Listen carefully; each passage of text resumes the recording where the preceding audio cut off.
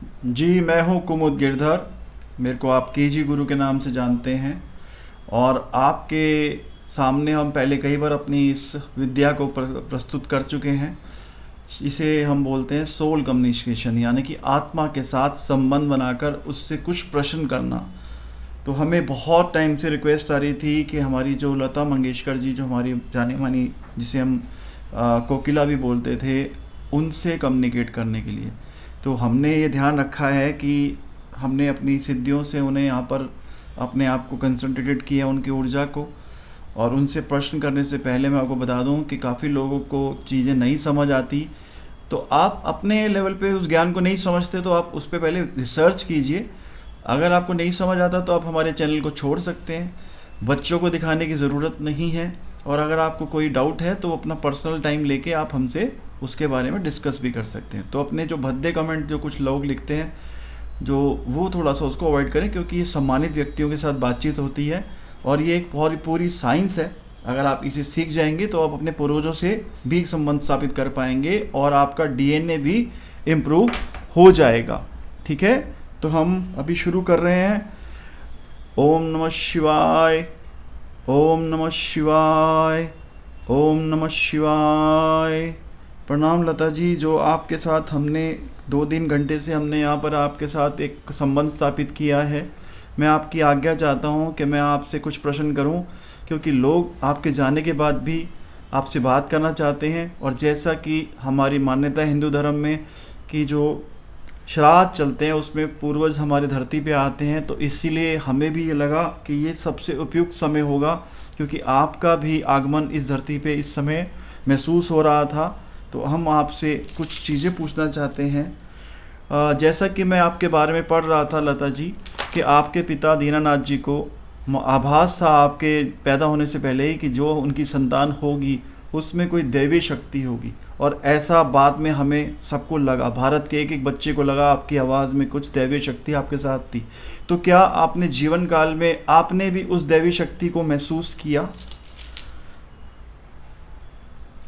नहीं, यानी कि ये उनकी कल्पना मात्र थी।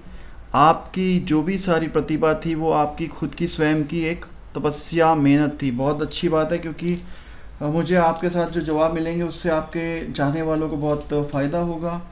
और जैसा कि लोग बोलते हैं कि आप केएल सागल साहब जो सिंगर थे उनसे बहुत प्रेरित थी, और उनकी मृत्यु के दुख ने आपको काफ़ी गहरा चोट पहुंचाया था।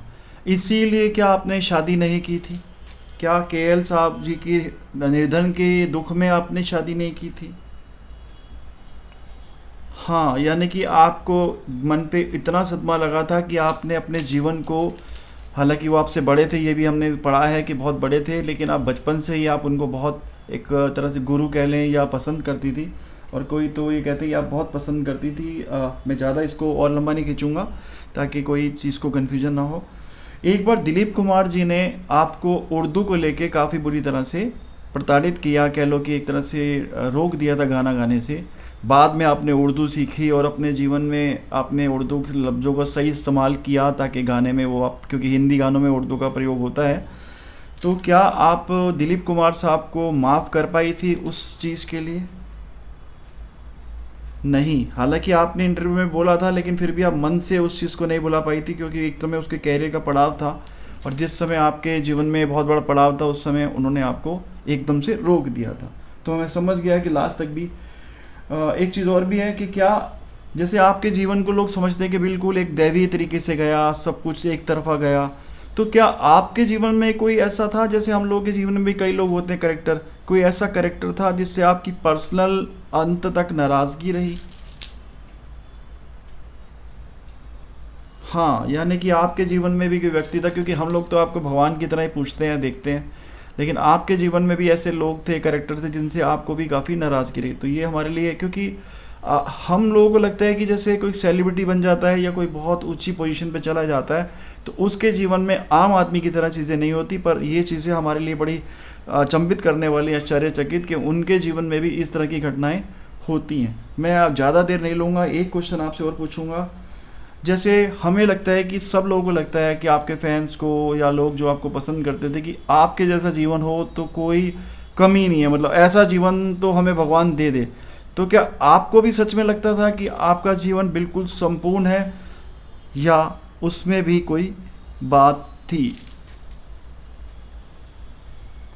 नहीं लगता था, यानी कि बहुत आपने आज हमारे दिमाग को आपने हिला दिया है, क्योंकि हमें लगता था कि अगर हमारे जैसे किसी में से कोई इस तरह की सफलता किसी को मिल जाए तो और जीवन में क्या चाहिए। तो यानी कि आपके जीवन के भी कुछ ऐसे पहलू थे अनसुलझे, जिनको लेके आपने जीवन में एक कमी महसूस की।